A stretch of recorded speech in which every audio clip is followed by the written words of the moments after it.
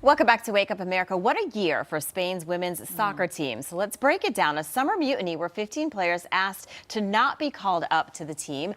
Then the team going on to win the FIFA World Cup, but not without major controversy. Yeah, the kiss controversy. So FIFA suspending the Spanish Soccer Federation president, Luis Rubiales, for kissing a player, Jenny Hermosa, on the lips at the very final of the World Cup. This is kind of the photo almost seen round the world. Joining us right now is licensed psychologist Dr. Renee Exelberg. Doctor, we both have athletic backgrounds. I was a soccer player my entire life. So for some people who have these backgrounds, this is not that big of a shock. I mean, I don't want to speak for you, but I've certainly seen some male coaches cross the line when it comes to their female players. When it comes to this specific controversy, he's saying it was mutual, it was spontaneous, we just won. And then on her side, no, it was not mutual. She felt uncomfortable. I just want to get your initial reaction to hearing the story, seeing that photo. What initially did you think?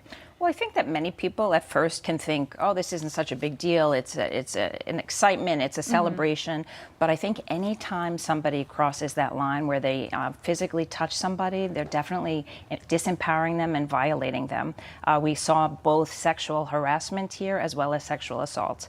And so I don't think that people are aware that when somebody makes advances towards somebody in a professional setting, as well as touches somebody in a way without consent, both of those things took place. Again, that's a good point. It was a very professional setting. Yeah, the story kept developing over the weekend, different articles. This from the Associated Press. The Federation has threatened legal action against Hermoso for refusing to accept Rubiales' version of the kiss and has backed him, saying he was telling the truth. Either isn't it a kiss on the lips during, this trophy celebration? Is it out of line because, things have kind of changed now?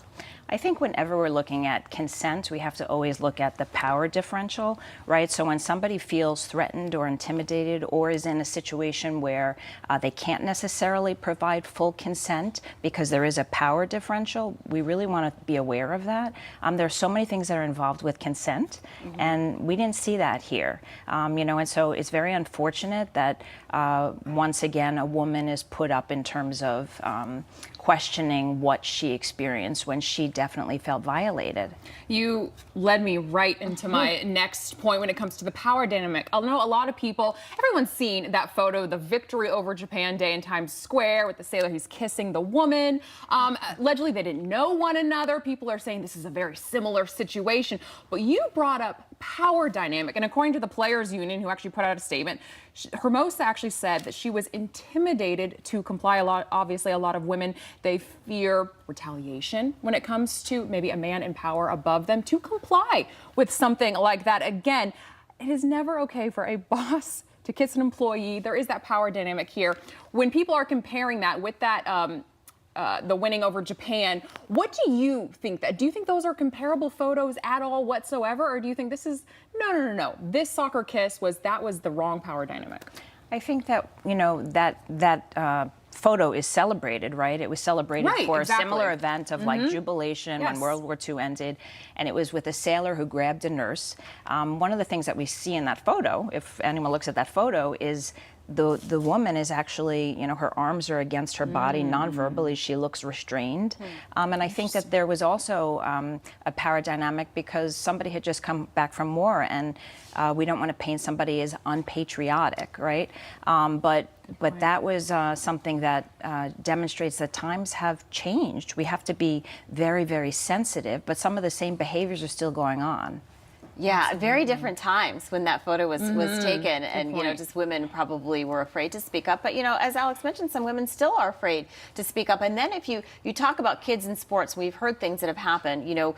With kids. I have 3 daughters; they play sports. Any advice, to daughters who maybe are on the field, they're on the court, they're going away to college to play sports. Things can get like as we just saw. You don't know what can happen. Absolutely, and just to mention, when people are afraid to speak up, look what happens, right? This woman has been, now they're saying that she's lying, right? That she did give consent. So there always seems to be some dispute about consent in terms of young girls, because it's not just girls, but it's young children, young youth, right? I think that they are being groomed by somebody that they really trust. And so it's really important to keep open communication with parents, because that coach can become really a second parent to these people, and they really need to be mindful that abuse can take place, right? We've seen this with soccer in the United States, with gymnastics, and so always open communication, and parents being very present, right? Not just tossing them off to the coach and assuming that everything's okay. Yeah, and paying attention to if anything's changed at home, with your kids. Absolutely. Dr. Renee Exelbert, thank you so much for joining us. Alex, our soccer star, who knows everything about the sport. Thank you so much. All right, we'll be right back.